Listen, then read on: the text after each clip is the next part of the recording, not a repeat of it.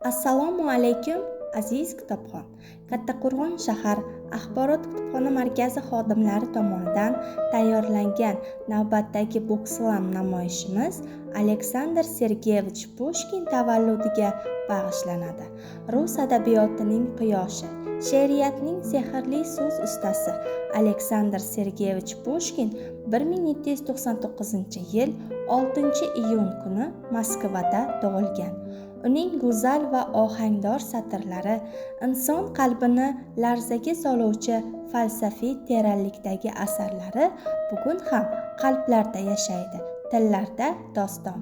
Pushkin bu nafaqat shoir, u butun bir davr, milliy o'zlik va ruhiyat timsoli. U o'z ijodi bilan rus adabiyotiga yangi nafas, yangi yo'l ochdi. Bugun uning tavalludi munosabati bilan biz bu daho ijodkor oldida yana bir bor bosh egamiz. Pushkin so'zi bu erkinlik, go'zallik va haqiqat timsoli.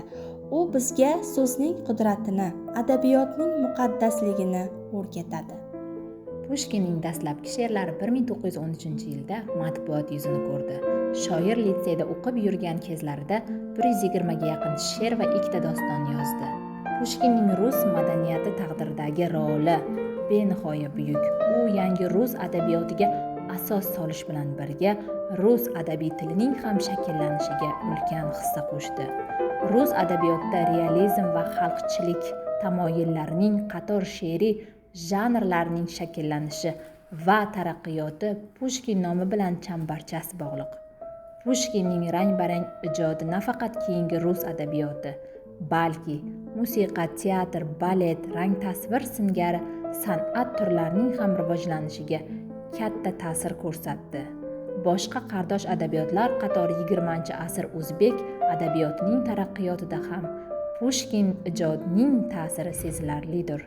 Toshkentda Pushkin nomida ko'cha maydon bor.